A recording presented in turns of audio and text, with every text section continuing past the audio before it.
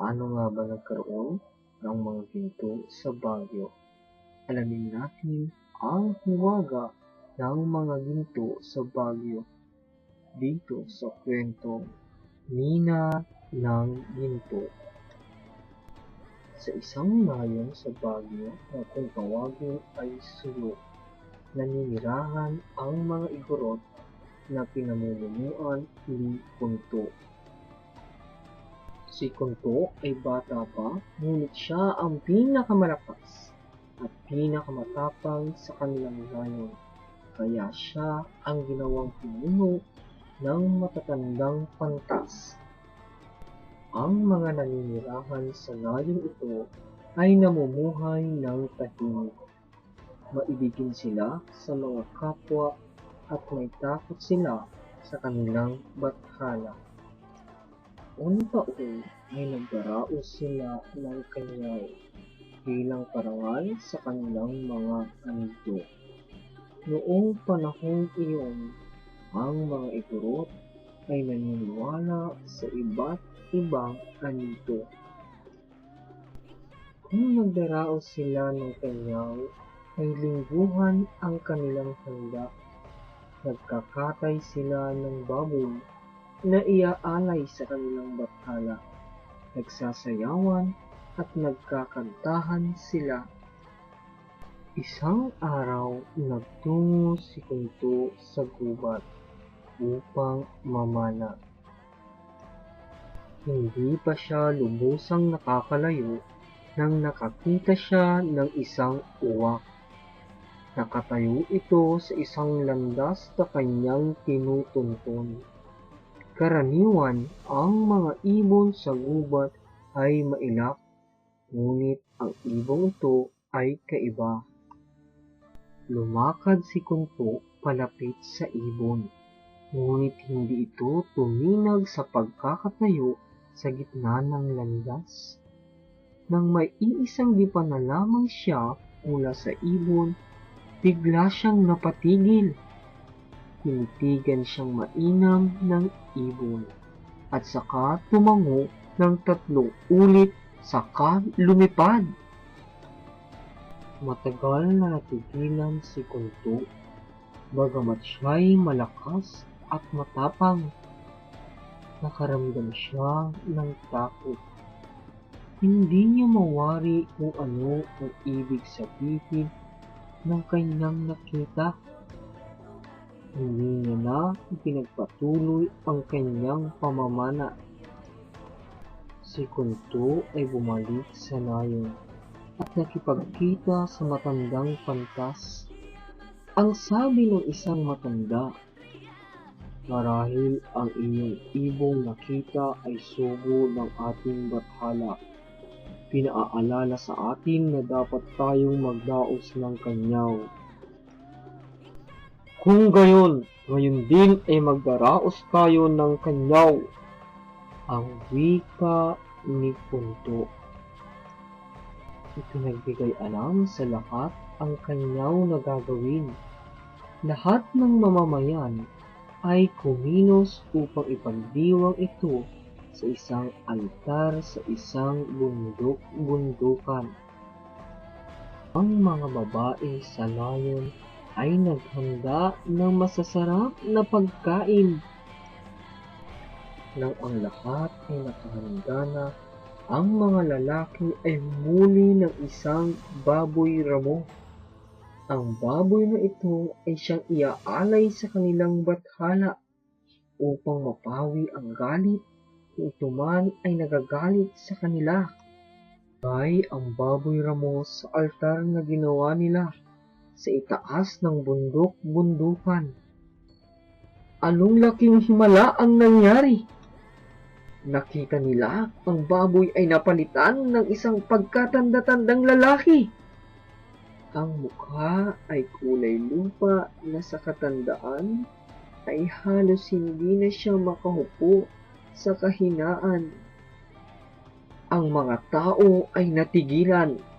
Nanlaki ang mga mata sa kanila. Sila ay natakot.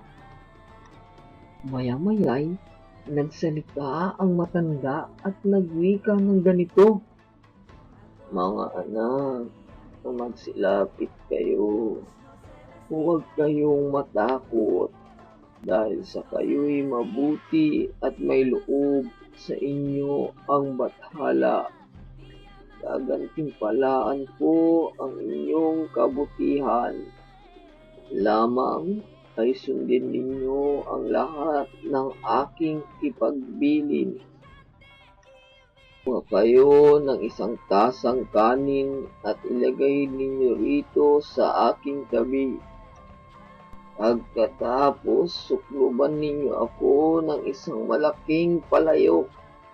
Ipagpatuloy ninyo ang inyong kanyaw. Pagkalipas ng 3 araw, bumalik kayo rito sa pook na ito.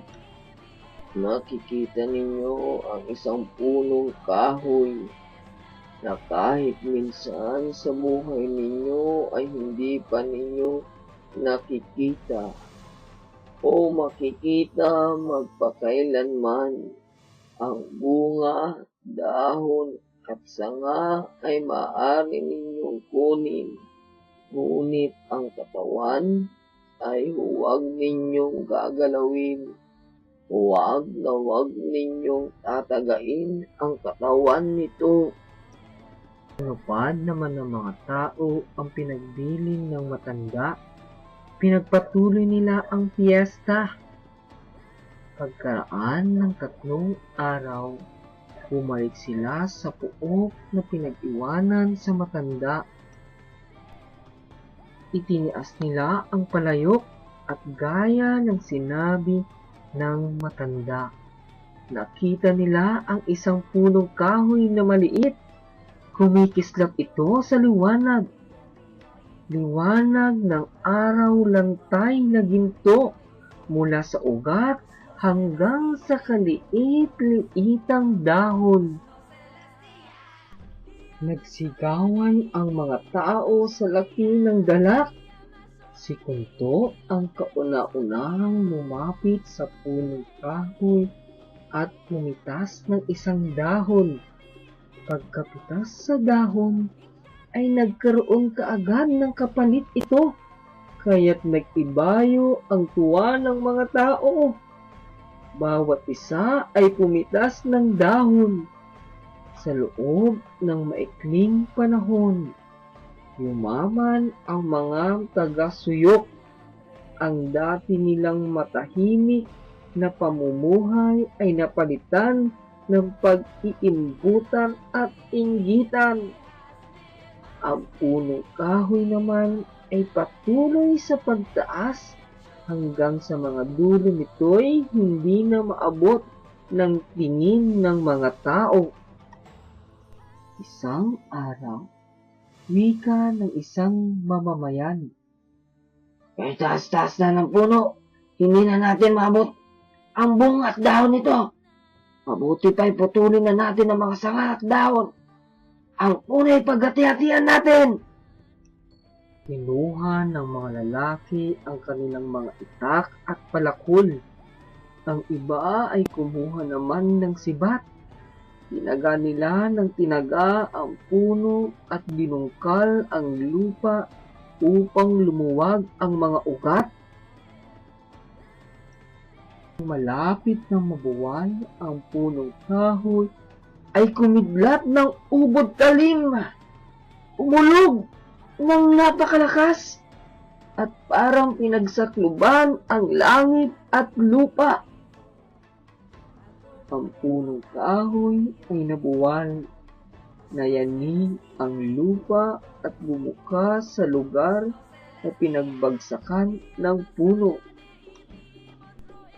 Isang tinig ang narinig ng mga tao, "Kayo ay binigyan ng gantimpala sa inyong kabutihan. Ang punong ginto upang maging mariwasa ang inyong pamumuhay. Sa halip na kayo'y higit na magkiligan, kasakiman ang naghari sa inyong mga puso. Hindi ninyo sinunod ang aking ipinagbilin na huwag ninyong sasaktan ang puno.